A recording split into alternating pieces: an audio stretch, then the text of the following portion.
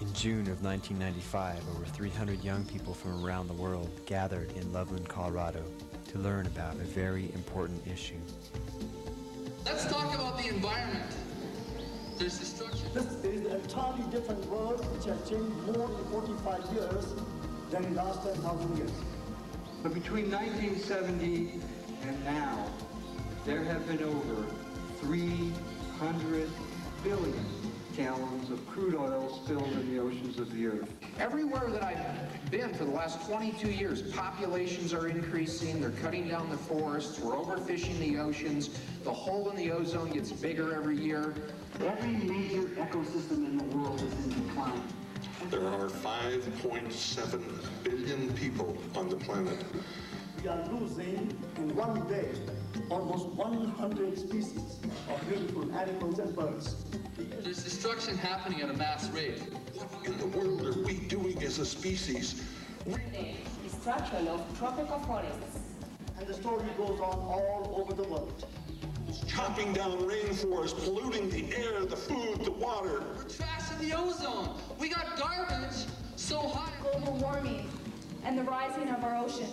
We are absolutely destroying the planet we are living on. Man did not weave the web of life. He is merely a strand in it. Whatever he does to the web, he does to himself.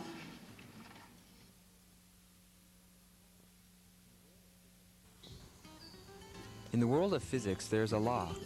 It's Newton's third law of motion, which says that for every action, there is an equal and opposite reaction. I have a theory that the same law also applies to the human world. So the more we see things as changing for the worse, the harder people will work to push things back in the right direction. Okay, so it's only a theory, but I have some pretty strong evidence to support it. Yes! The whole world ought to be proud of this. I mean, this is youth initiated for the youth of the world. What brought us all together here today in this auditorium? The environment, the issue of destruction. It's bringing together cooperation. So we are meeting on June 24 here to tell that this world belongs to the youth, because it is the youth through the histories which has made a difference in the world. I couldn't help but think what the world would be like when I grew up. Knowing that I would one day inherit this world prompted me to get involved in the environment. We believe we come here as not the leaders of tomorrow, but as the leaders of today. And we believe that we can catalyze change. We're the future of the entire planet. We're the ones who have to make decisions now for the future. We're here at the summit to prove that we can make a change. No one can bring back a forest that is now a desert, or bring back a species that is extinct. But what we can do is make changes. There's no generation that can fix what we've done in one lifetime. But what I hope you do is make a start. And if you start it and teach your children to continue on in 2 or 3 generations, perhaps the world will be back the beautiful way it used to be. We speak of problems of our future. We blame the methods of the past. What resolutions have we come to? We want solutions that last. So we thought about it. I mean, we've been thinking about environment and all the pollution problems, everything. But we needed something to channel us, guide us. I mean, we want to do something. We have the power to do something. But then we need somebody to, lead the way, tell us how we should do it.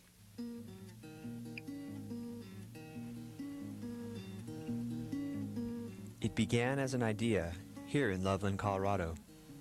But eventually it evolved into an 18-month effort involving 3 high schools and over 40 student organizers to bring the youth from around the world here to Thompson Valley High School. This is the story of how these youth turned their dreams into a reality. The Youth Environmental Summit of 1995 will truly be a global summit. There's kids out there that they're just amazing, and it'll be so great to have so many people with such potential come here and be together and be able to pool all their great ideas together. So far, we've received applications from about 50 countries. Some of them we've received like 10 or 12 applications from each country. Most of them are countries that we've never even heard of. I'm Roma. Okay. I'm from Mauritius. From Burundi. I'm from Slovenia. That's in Europe. It's a dot in the Indian Ocean, somewhere near Madagascar. My name is Masagita Chowena from Ethiopia. Sikya Zwane from Swaziland. I'm from Jamaica. My name's Walter. I'm from Costa Rica. Cool place to be, you know. We've been learning that we can basically change the world. If we change one youth's life, they're going to go out and they're going to change a whole lot more. It's going to be like a huge spider web. And it's cool to be part of the whole thing.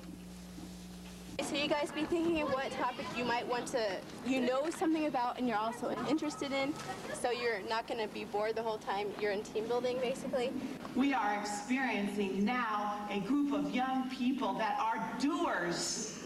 They are doers. They visualized a dream. They didn't get it. It wasn't easy. It's easy to get hung up on the little obstacles that you hit along the way. So if you just keep your ultimate goal in mind, you'll make it. It makes it easier. It makes all the hard work worth it. Will you respond to this fax, just whatever it's asking? These are the host families for those two people. This one is for Richard, so just kind of make your letter around these. We thought going into this, it might be tough because we're just kids and a lot of people aren't going to believe it's just a group of kids. She wanted to know if she could have a booth and at the expo, and I was going to reserve her a place, and I just wanted to confirm that with her. Carolina Garcia Travesi. This is Youth Environmental Summit. Okay, ready? We've got a couple of really incredible teacher sponsors helping us out, but most of the work is being done by the youth, and that's something for everybody to be proud of. Youth Environmental Summit.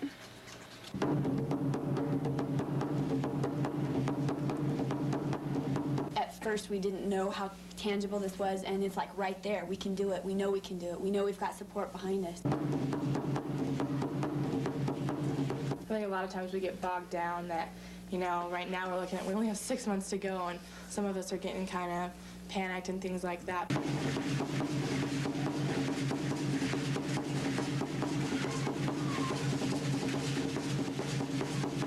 That's really up to you. I mean, just a card would be fine. If you want to do something more than that, that's up to you. So many times you'll call places and you call them about 50 times and they never call you back, and you wonder if they're really getting your messages.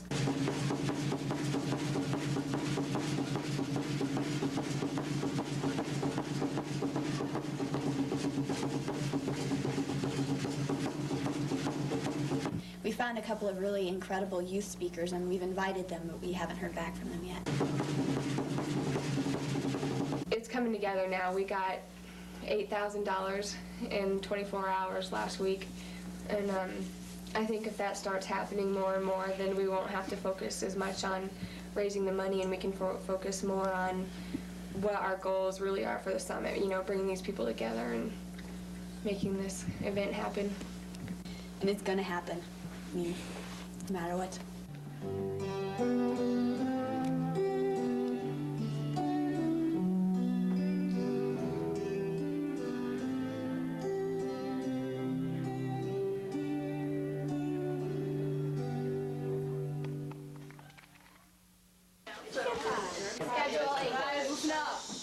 Let's see, assuming we start at 8:15. Seth Williams from Yes said he'd do a quick song. And then have Howard Lyman that'll go till 9 o'clock. Okay, let me just make sure to drop these. Anyone who's not doing anything, we're going to just start carrying these big boxes down to the loading box. Then, starting at 9:15, Group 1 will play the World Game. And Group 1 will go from 9:15 to 11:45. So then, at 11:45, everybody goes to the auditorium. And then they'll split up again, and Group 1 will go back to the World Game to finish, 12:30 to 1:15. Yeah, we do. I'm sure we have like the international boys around place. What am I just mechanical? And at 1:15, when they finish the World Game, they go to lunch from 1:15 to 2:30. Moldova. Now we're back at group 2. In group 2 from 150 to 230. Hurry up. Oh, yes, of course. 1, 2, 3. Yes!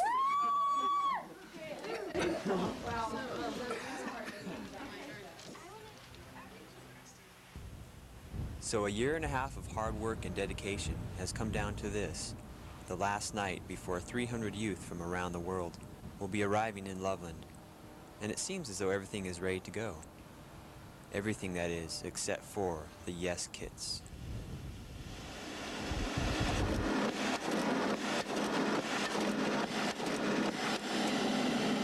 Trying to get the Yes Kit together, and my respect for copy people is, it was this big, now it's immeasurable.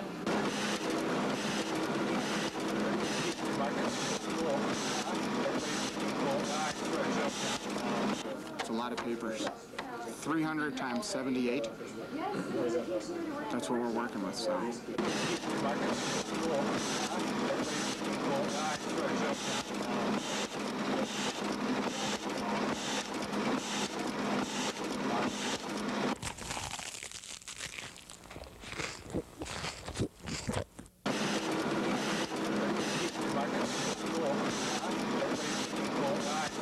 We're going to Kinko's. Couldn't handle it, huh?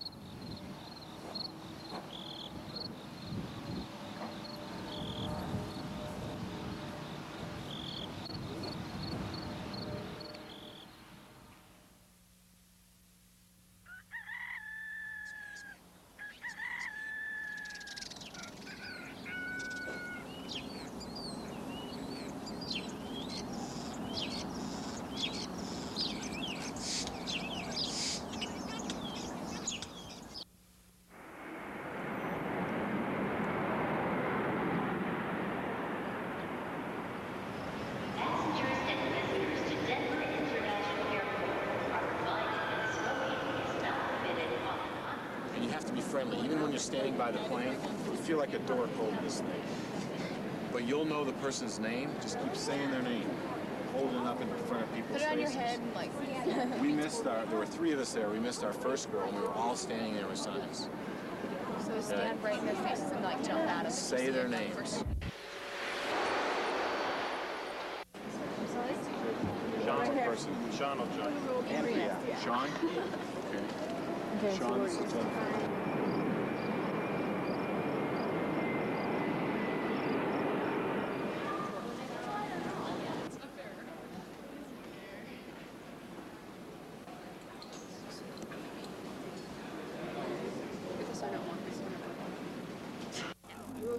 We just lost one.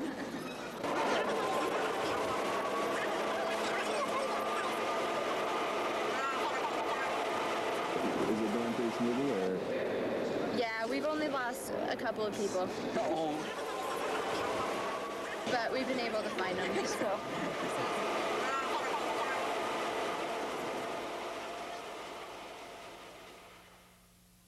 Congratulations, you are now in the mountains. I'm Molly. We're glad you're here. Molly. Where are you from? I am from St. Paul, Minnesota. St. Paul, Minnesota? Yeah. I love it. We have people from Africa have beat you. Wow. I'm from Moberly, Missouri. Tell me your name. Close enough. I'm from here. Welcome.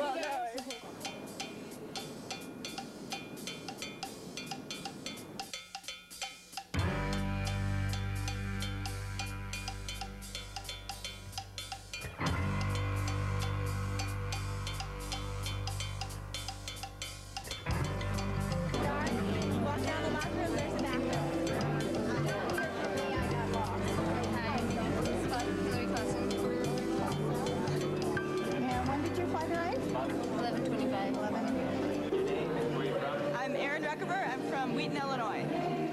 I'm Peggy Matalu from Mauritius in the Indian Ocean. Hi, I'm Heather Hazelwood. I'm from Sauk City, Wisconsin. I'm here to learn more about the environment and how I can help it, and to meet a lot of people who think the way I do. Hi, my name is Lauren Bluski. I'm from Milford, Connecticut. Hi, I'm Charlie Blanch. I'm from Chicago, Illinois, south side of Chicago. My name is Tamara Cook, and I'm from Jamaica.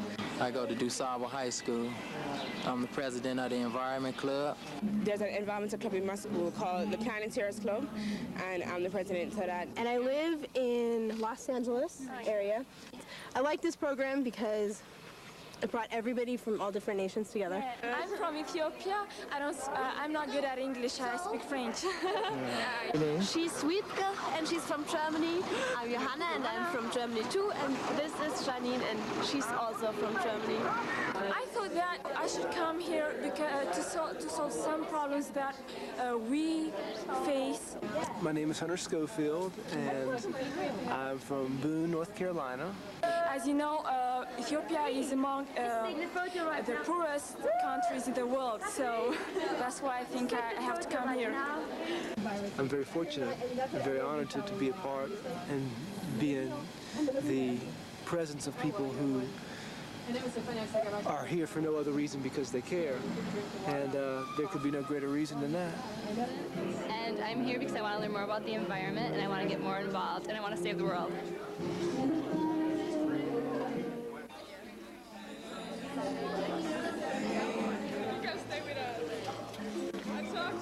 Go down there, just kind of wait, you know?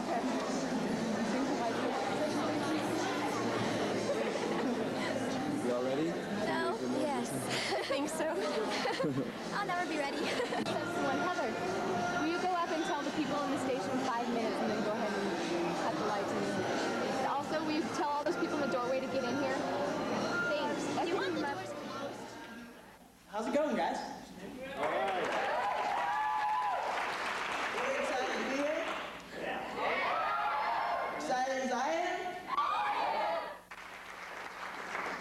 Thank you very much, and welcome to all of you. About a year and a half ago, a group of us were sitting around and thinking, you know, we should have another summit. We should bring the youth of the world together and share our dream of protecting the environment. And that was a dream a year and a half ago, but as you can see today, it's a reality. We at Thompson Valley High School are very committed to the Youth Environmental Summit. And we're very proud, and I'm certainly proud as principal of Thompson Valley High School, to see our students and staff and you coming together to recognize a very important circumstance in our society. You'll see that you're not the only one out there fighting battles for our Mother Earth. Just look around you at all the faces of students that are working towards the same goal as you. I meet people all across the world who face the same problems I do, and I finally know that, you know, it's not just in Jamaica or in the USA, it's around the world. It's a global thing. When you look on a map, you see the little lines separating the states or separating the countries, and you see the oceans separating the continents. But when it comes to the environment, there are no boundaries. There are no borders that we should live by. The environment as a whole is the planet Earth, and we're all citizens of that. And this means that all the issues in the environment are important to all of us. You have humans moving in and destroying the forests and polluting the water and the air.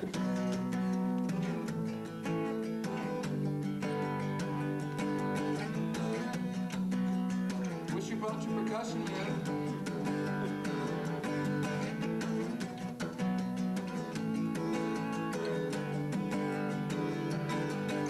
Smoke in the Brazilian sky, the forest burns, the angels cry, things die. One by one, they leave this earth with each setting sun. We try to close our eyes, to paint the shadows with our daily lives. Since the Industrial Revolution, people have been throwing stuff all around the earth and not really caring about it. And I think it's finally catching up to us. The only green world is turning around the sun.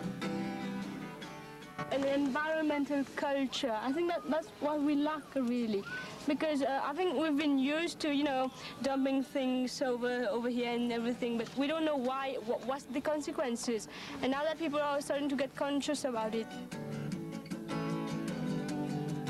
Each and every one of you have tremendous power within yourselves to change things in your home, your community, and in turn, your world. There is pollution, and we would like to stop this and to educate people about this environmental problem.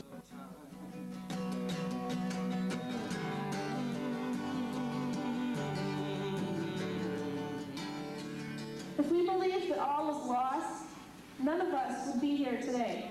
I want clean air, clean water, forests, seas, soil. Around and round until we all fall down. Fall down dancing in the only green world. People who are doing things without knowing that they are harming the environment, they are harming the earth. So without further ado, here's Gwen King. The neatest thing about this conference is you've got the entire world's youth leaders sitting right beside you. We are all young, concerned, and determined citizens of the planet Earth.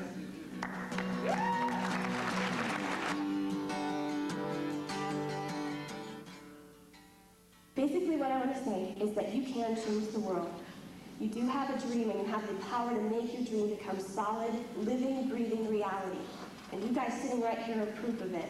You're part of all of our dream here, and you're sitting here. And there's a lot of people that didn't think you would be sitting here, and you're here. In Loveland, Colorado, of all places, together, under one roof, with one common goal in mind, bettering our world. And let's change the world.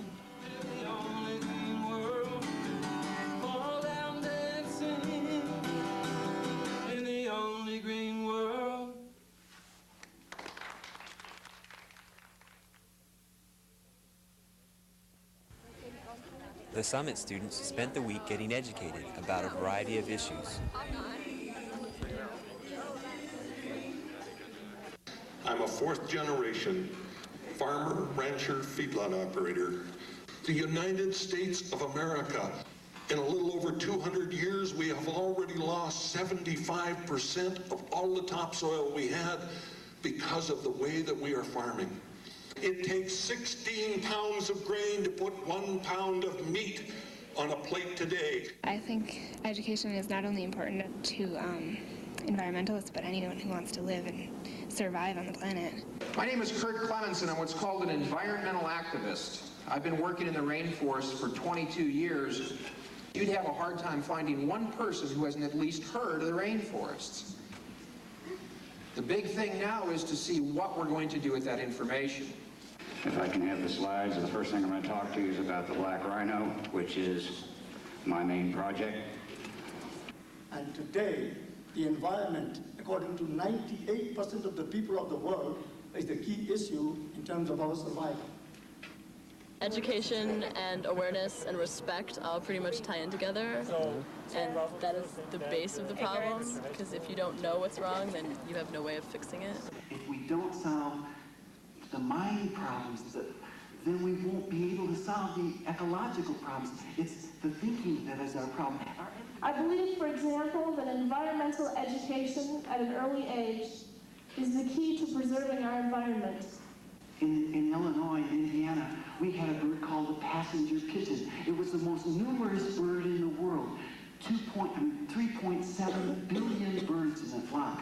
When the flock would fly over, it would be a flock maybe 300 miles long from Chicago to St. Louis. The flock would be so dense you couldn't see the sun for hours at a time.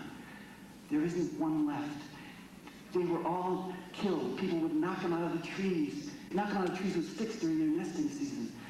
There's not one left. We thought it was an unlimited resource, as we thought the trees were here. I think we need to educate kids more about what's going to happen if we don't start changing the way we've been going.